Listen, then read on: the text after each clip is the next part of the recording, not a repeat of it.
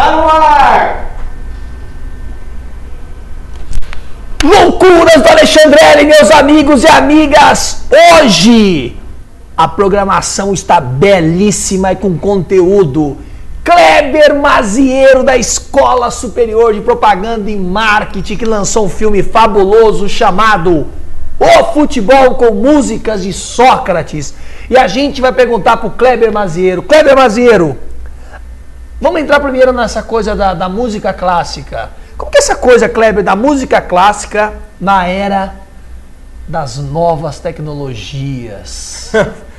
Boa tarde, boa noite a todos vocês, Fábio, João. Boa noite ao espectador da TV Pena. Olha, Fábio, cada vez está mais difícil. Eu sou maestro, né? Você sabe disso. Sou maestro de formação. E fale. Inclusive, a gente se conheceu no capítulo lá em Alphaville, gravando para a novela Corações Feridos, né? Você tocando e eu falando para a garota na cena: entra, Bianca! Entra, Bianca! Vai, Bianca! Então, lá nós conversamos muito sobre música clássica, não é, Fábio? Você deve se lembrar. A música clássica hoje em dia enfrenta um problema brutal.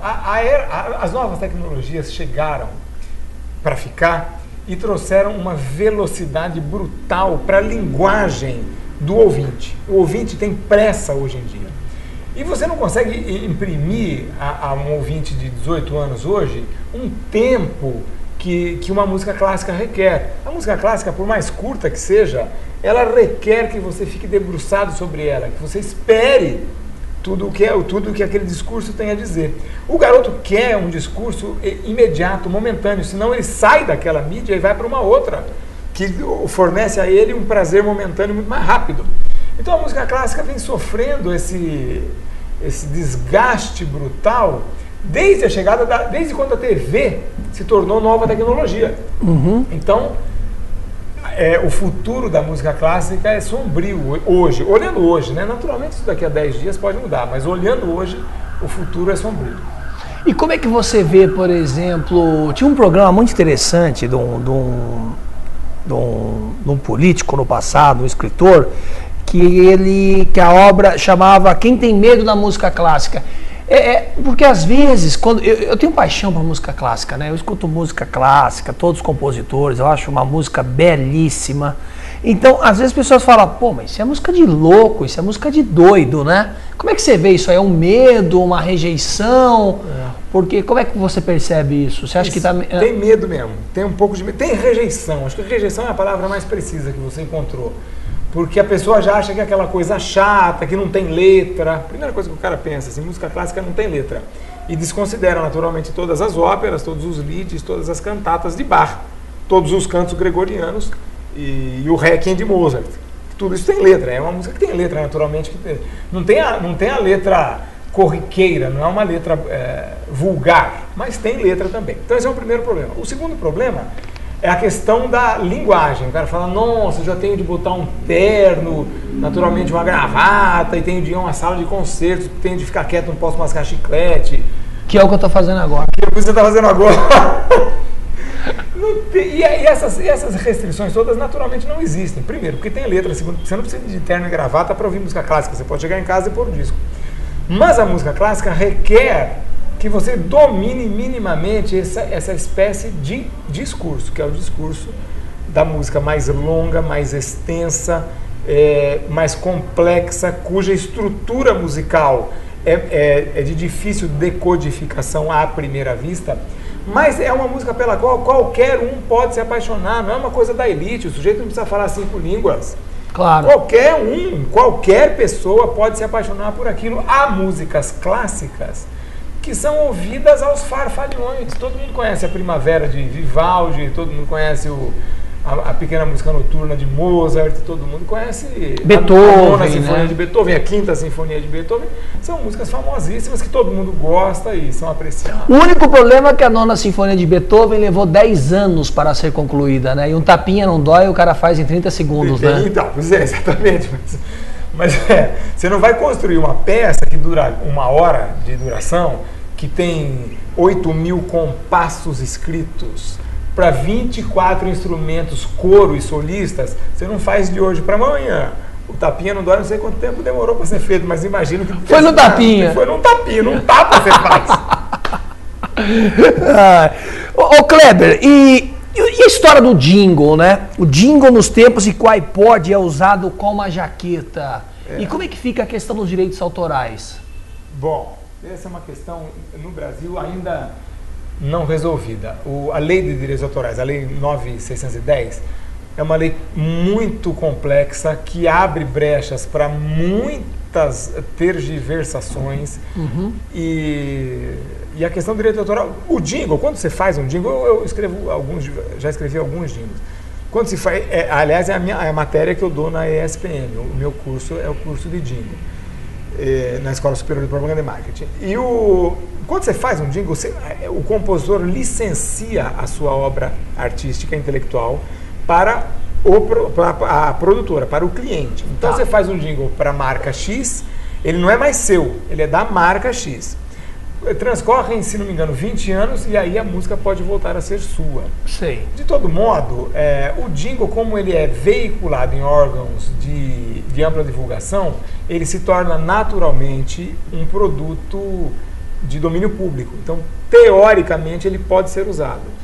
Então, você nota como há brechas na legislação que permitem muitas adequações que servem sempre a quem interessa adequar. Agora, por exemplo, as campanhas publicitárias, né, seja qual produto for, o jingle em si ele tem que ser minimalista, né? Tem que ser uma coisa que é 30 segundos, tem que ficar cravado na cabeça da pessoa, né, aquela marca, aquele nome, né? Fábio, hoje em dia eu tenho notado, eu que trabalho na área, estou até fazendo uma pesquisa sobre isso, tenho notado na produção do jingle que não se dá mais ao jingle os 30 segundos. O jingle tem encurtado sobremaneira, porque como a meninada usa o iPod como se usa uma camiseta, ele pode sair do iPod e ir para o iPhone, e daí ele pode ir para o microcomputador, ele pode sair daquela mídia. A mensagem tem de ser de impacto muito imediato. Então não dá tempo sequer de o garoto hoje ouvir 30 segundos de música. Você imagina uma peça de 1 hora. Então hoje a mensagem tem de ser muito mais concisa. E o jingle, ao meu ver, vem perdendo espaço para a mensagem rápida, para a mensagem imediata, que conquiste o ouvinte num primeiro olhar. O que é o jingle já é uma música para consumo. Já não é uma forma de arte elaborada. Ademais, você tira esse espaço do jingle, isso vai se transformando numa prisão na qual o compositor, o artista, não tem mais, da qual ele não tem como escapar mais. E aí uma curiosidade, né, que é trabalhada sobre a indústria cultural, né, do Adorno, Horkheimer, que a gente, inclusive no teatro a gente conversou sobre isso. Como é que você vê, por exemplo, o chorinho pega Mozart, pega Beethoven, e aí o chorinho mescla essa coisa, uma música eletrônica, né, que é pós-moderna, tudo é possível. Aí não fica nem chorinho e não fica nem música clássica, né, clássica entre aspas, né, porque era popular naquele momento, né. Como é que era essa coisa? Como é que você percebe isso? Você acha que essa mistura, essa fusão é saudável, é interessante ou não? Ela desvirtua as duas obras? Fábio, eu não gosto dessa mistura, rapaz. A mim não me interessa. Não me interessa porque o discurso é diferente, a linguagem é diferente. Então, se você tem chorinho, que é chorinho, e é maravilhoso enquanto chorinho, na categoria chorinho, naquela espécie de linguajar... Heitor Villa-Lobos. Como Heitor Villa-Lobos, fez tantos e... Tem muita gente, não é? Jacó do Bandolim, que é espetacular e tal. Se aquilo já é suficientemente, já é uma linguagem suficientemente complexa e completa, por que diabos imiscuir numa outra linguagem que também é suficientemente complexa e completa? Não precisa. Ou a música clássica não precisa do chorinho, e tampouco o chorinho precisa da música clássica. Ambos precisam de ouvintes. Boa. E aqui é que a coisa pega. A gente não consegue cavar mais o ouvinte hoje, porque o ouvinte Quando você chega perto dele, ele já saiu, ele já foi embora. Aí não tem mais jeito. Só fica a sombra, né? Não tem mais jeito, fica aquele cheiro, né? Fica um cheiro. E a Helena tá perguntando: oi, sempre quis saber a diferença entre uma sinfonia, requiem, prelúdio, soneto e orquestra. Você poderia me explicar? Bora. Qual é a primeira lá? Essa aí, que era. Isso, uma sinfonia. Como ela chama, Helena, né? Exato. Helena, querida, sinfonia é uma música dividida em 4 grandes trechos que a gente chama de movimento. É uma música obrigatória e necessariamente orquestral, portanto requer uma orquestra sinfônica, perfeito? É uma música sem letra, obrigatória necessariamente, e esses 4 movimentos são divididos da seguinte maneira: o primeiro movimento, em regra, é um movimento rápido, o segundo movimento é um movimento lento, o terceiro movimento é uma dança que vem da estrutura da suíte francesa do século XV, XVI, e o quarto movimento é um movimento rápido também. E aí vem o requiem. Requiem é uma música da missa de morte, é uma música fúnebre. A pessoa morreu e aí alguém, para a missa do corpo presente, faz uma música que chama-se Requiem. Por exemplo, a morte de Napoleão Bonaparte seria só canhões explodindo, Exato. né? A cabeça dele. E baionetas, né? Nele, pá, pá, pá. E o prelúdio? Prelúdio era uma peça que vinha antes de outra, era um prelúdio. Antigamente, existiam grandes composições chamadas fuga. E a fuga era uma composição muito complexa, de linguagem difícil, ela requeria uma música que viesse antes, para torná-la mais palatável. E essa música que vinha antes chamava-se prelúdio. Esses prelúdios, que vêm de pré, feitos antes, né, ficaram tão maravilhosos e foram ganhando tanta força e tanta magnitude que se tornaram músicas separadas. Depois do século XVIII não precisava mais da fuga. O prelúdio já era uma música de per se. E agora vem o soneto.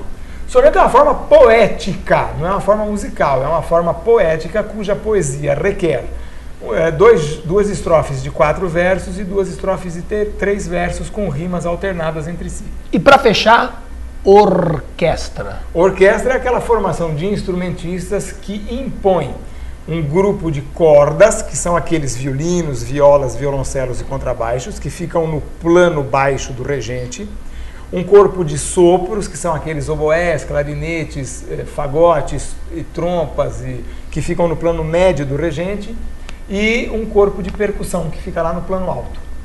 E aí tem uma pergunta aqui do Jota. Não, pode ficar tranquilo, não é o Jota Quest, não. Você se interessou por alguma obra cinematográfica que representa a vida e a obra de compositores clássicos? Como Amadeus, por exemplo? Não me interessou. E você acredita que o Mozart é aquele porra louca que mostra no filme? Exatamente, não me interessou exatamente por isso. O filme Amadeus é um grande filme, é bom filme, como filme. Mas a verdade é que aquela história não é sobre Mozart. Aquele cara que dá aquela risada idiota não é Mozart. No filme, o filme tem 2h40, em nenhum momento aparece Mozart estudando. Dá a impressão de que Mozart era um sujeito que estava ali na rua... Um boêmio inconsequente. Inconsequente, sobre o qual Deus pôs a mão e transformou naquele fenômeno de composição. O Salieri enlouqueceu. O Salieri enlouqueceu. Na verdade, o filme é uma adaptação de um romance, e o romance já não é grande coisa, e essa questão histórica do filme é muito deturpada, não é um bom filme. E agora um tema delicioso, né? Você lançou esse filme... O futebol, né, com a música de Sócrates. E conta um pouco do processo de transformação, passar da ideia para a feitura desse filme, O Futebol. O que você quis retratar nele? Pois é, o filme O Futebol é derivado de uma peça chamada O Futebol. Em 2004, Sócrates e eu fizemos uma peça, eu escrevi a peça e o Sócrates fez as músicas da peça, que era um musical que ficou em cartaz aqui em São Paulo há muito tempo. Foi uma peça de grande sucesso, e de algum sucesso. E essa peça falava do mundo do futebol, mas tratava o futebol como uma manifestação cultural. Isso é que é fundamental, que na minha concepção falta muito às abordagens de programas esportivos. Em regra, de programas em geral, na televisão brasileira, aborda-se o futebol apenas e tão somente como um esporte no qual um vai ganhar, o outro vai perder. E se esquecem de que o futebol é uma manifestação cultural, e uma manifestação cultural muito própria da cultura brasileira, do povo brasileiro. O povo brasileiro se apropriou do futebol com muita voracidade, se identificou profundamente com o futebol. E o filme, que veio depois da peça, que é derivado da peça, trata disso, dessas manifestações que cercam o futebol, que cercam a cultura do futebol. Então no filme fala-se dos empresários de jogador, essa classe tão nociva hoje em dia no futebol, né, tão nefanda. Fala-se das Marias Chuteiras, fala-se da problemática daqueles que não conseguem se tornar jogadores de futebol, investem toda a vida nisso e não conseguem isso. E se trata da angústia de uma personagem que é um grande jogador de futebol, é o melhor jogador de futebol do Brasil no momento, e que vai a um programa de entrevistas, como esse nosso aqui. E ele carrega para esse programa todas as angústias que estão dentro dele. Ele não aguenta mais o empresário dele, ele não aguenta mais falcatruas no futebol, ele não aguenta mais Marias Chuteiras, ele não aguenta mais ser um escravo do sistema que envolve o futebol. E ele está louco para falar essas coisas todas para a entrevistadora. Mas não vai falar, porque é a semana decisiva do campeonato e ele está para assinar um contratão milionário para ir para a Europa. Mas ele carrega para o estúdio essa angústia. E ele está preparado, o programa começa, e ele está preparado para dar aquela resposta de sempre que se dá a qualquer pergunta. Qualquer jogador de futebol dá sempre a mesma resposta, para qualquer pergunta. Você diz, o dia está lindo, o professor pediu isso, nós vamos fazer aquilo e tal. E ele estava pronto para dizer isso, porém, acontece uma coisa que só mesmo a vida pode proporcionar, que é o surpreendente, que é o inédito. A apresentadora, por não entender nada de futebol, faz uma pergunta a ele que o surpreende, que o coloca em xeque. E ela, ao perguntar o que existe dentro do futebol que aqui fora a gente não vê. Rapaz, o pega de surpresa porque ele estava louco para contar tudo o que existe dentro do futebol e que aqui fora a gente não vê. Mesmo assim, ele reluta e não diz. E ela fala, não, fala qual o problema? Diz aí, eu queria saber e tal. Ele, ao não dizer, ela fala, tá bom, vamos fazer uma aposta. E você não pode propor um jogo para um jogador, né? Uma aposta para um jogador. Ela fala, vamos fazer um jogo então. Eu te conto uma coisa que acontece na televisão e ninguém vê. E você conta uma coisa que acontece no futebol e ninguém vê. Ele não resiste e fala, feito. Aí ela conta uma coisa qualquer sobre um ponto eletrônico. E ela fala, agora trato é trato, você conte aí. E quando ele vai contar, tem um apagão no estúdio de TV. Tem um apagão. E 11 personagens ficam imersas, apenas iluminadas por 11 velas. O filme fica no escuro, iluminado por 11 velas. E aí, cada uma das pessoas que está naquele estúdio se aproxima desse jogador de futebol e traz a ele traz para ele os seus dramas pessoais. E ele vai percebendo que os dramas dele são idênticos aos dos outros. E nós vamos percebendo que uma estrela ou um cidadão comum tem os mesmos problemas. E daqui a pouco a luz vai voltar e fica a indagação. Quando a luz voltar, ele falará tudo aquilo que ele iria dizer? E só quem assistir ao filme é que vai saber. O futebol, Kleber Maziero. E tem uma pergunta boa, que as coisas estão indo e vindo. Tem perguntas relacionadas à música clássica e tem perguntas relacionadas ao futebol. Eu vou fazer mais uma sobre o futebol, depois eu volto à música clássica, para a gente ficar numa temática.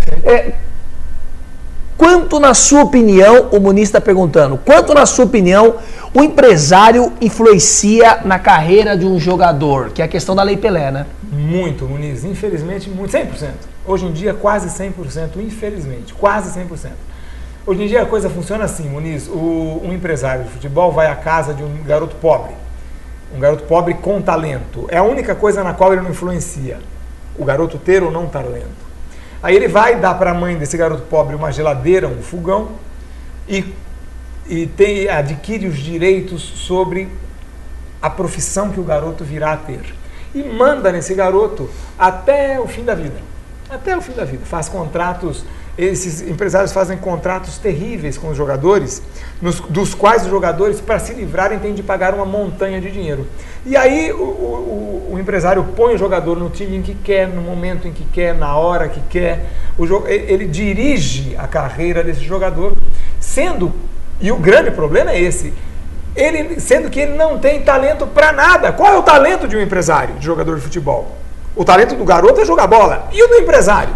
Não, e às vezes sacaneia, porque de repente vem uma proposta, por exemplo, de um clube no exterior, E aí o clube que ele tá lá não quer liberar o passe, ele joga na mídia que o clube, que no exterior querem pagar X e ferra o clube pro garoto, né? Inúmeras vezes. Várias situações, né? Várias situações. Não, e o clube fica numa situação, o clube cria, transforma, desenvolve o jogador e o dinheiro fica com o empresário. Quer dizer, é um negócio de louco, né? E agora voltando à música clássica, né? O Muniz fez uma pergunta muito interessante, né? Adolf Hitler, o ditador, admirava Wagner. Quem você mais admira na música clássica? Porque o Hitler foi com 18 anos em Viena, ele foi rejeitado pela escola, né? Ali entrou e assistiu uma peça do Wagner e disse que ali começou tudo, mudou a vida dele. Mas eu acho um pouco equivocado, Muniz, você intercalar o Wagner com o Hitler. O Wagner é um compositor, né? Sim. E tem músicas fantásticas, não pode ser colocado na mesma bandeja, né? Enfim. E Wagner já tinha morrido quando Hitler nasceu. Claro. Então, Wagner morreu em 1883. O Hitler admirava Wagner, isso é fato, porque essa ópera a qual ele foi assistir, escreve o que eu estou dizendo, Muniz, qualquer pessoa que for assistir a uma ópera vai ficar encantado com uma ópera qualquer que ela seja. Claro. Porque uma ópera é uma manifestação artística tão gigantesca que assambarca tantas outras artes. Tem a arte do figurinista, do cenografista, aquela música maravilhosa, cantores espetaculares. E Wagner ficou maluco, o Hitler ficou maluco pela obra de Wagner, que é de fato maravilhosa mesmo. Agora, quem eu admiro, rapaz, isso pouco importa. Eu tenho uma tríade a qual eu te aconselho, Muniz, a ouvir tanto quanto possível na vida. Bach, Mozart e Brahms. São compositores que fizeram obras cuja perfeição é flagrante. Não há uma nota errada ao longo das 1.600 peças de Bach, das 670 peças de Mozart e das 120 peças de Brahms. Que maravilha! E aí o Guido Núcleo, o que você acha do cinema contemporâneo? Olha aqui, eu gosto... Contemporâneo seria os dias de hoje, seria o quê? Tarantino? Ou não? Olha aqui, eu gosto demais de cinema. O cinema tem... Como ele chama? Guido Núcleo. Guido, querido, o cinema é muito novinho. Vamos fazer um cálculo. O cinema tem hoje 115 anos. É uma arte muito novinha. É uma arte menina ainda, tenra. Desse modo, o cinema, tratar de cinema contemporâneo é um pouco tratar do cinema em si. Claro. Né? Daqui a 500 anos, o cinema contemporâneo vai percorrer todos os primeiros 70, 80 anos da história do cinema.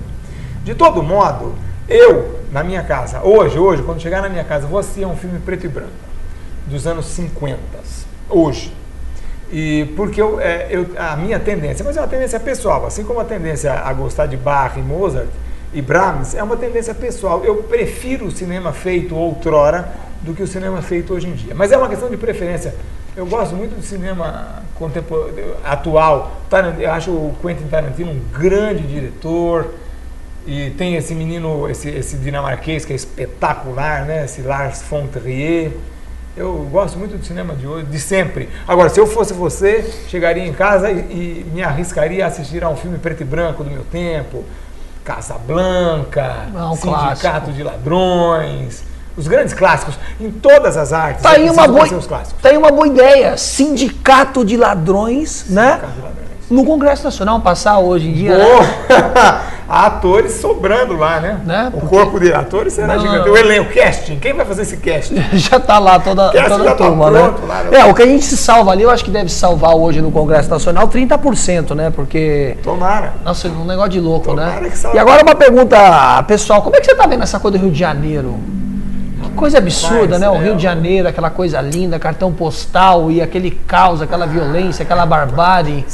Tudo ao contrário à música, né? Tudo ao contrário à beleza, né? Tudo. Quer dizer... Você sabe que, coincidentemente, Fábio, nós íamos estrear agora no dia 10 de dezembro uma ópera lá no Rio de Janeiro. Uma ópera escrita por mim e representada, encenada pela minha companhia de teatro, a Casa Véia Companhia de Teatro, que fez esse filme.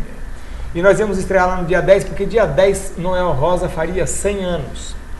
E a ópera chama O Samba, é uma ópera sobre o samba, na qual nós cantamos 80 sambas. E nós íamos para lá E a estreia seria na quadra da Vila Isabel. Não teria um momento mais épico do que esse, mais maravilhoso? Não teria. Na minha carreira, certamente não teria.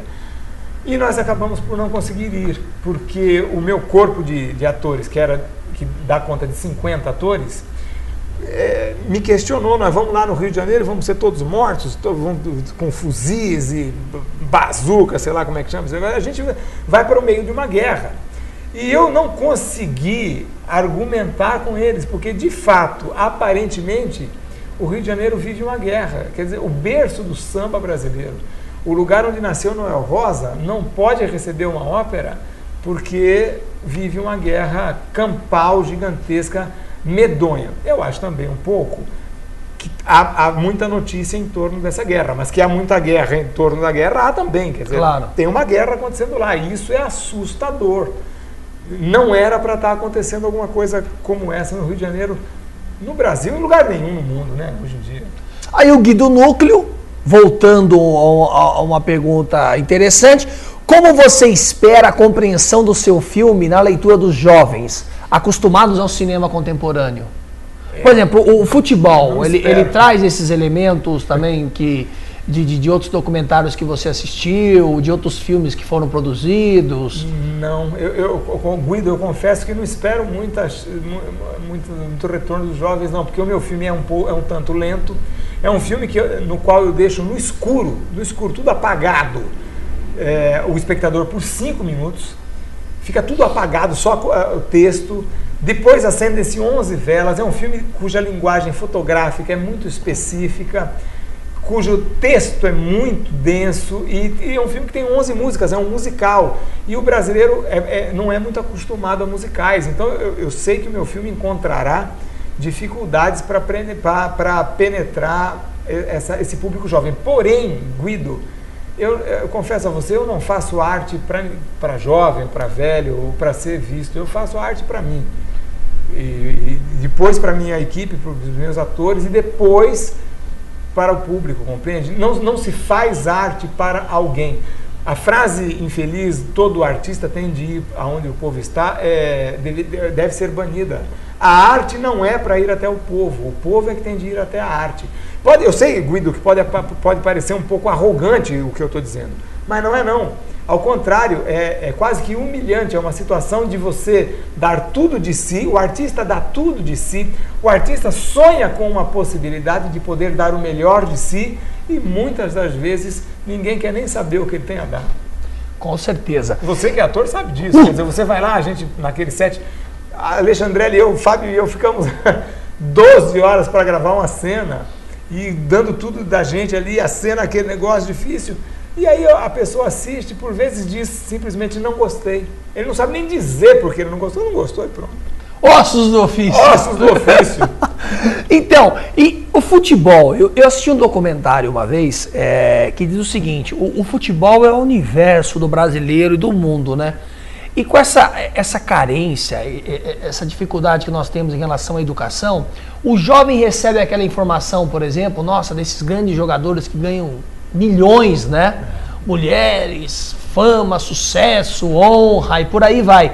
Esse jovem, às vezes, olha aquilo e fala, pô, é por aí que eu vou, porque eu sou um bom jogador. Ele acaba deixando de estudar, ele acaba deixando de participar de uma série de coisas. Quando ele percebe, é tarde demais, o sucesso dele não veio. Como é que você percebe esse universo, por exemplo, do futebol? Rapaz, a gente trata disso no filme. A gente trata disso no filme. E até nos extras eu falo disso. Olha aqui.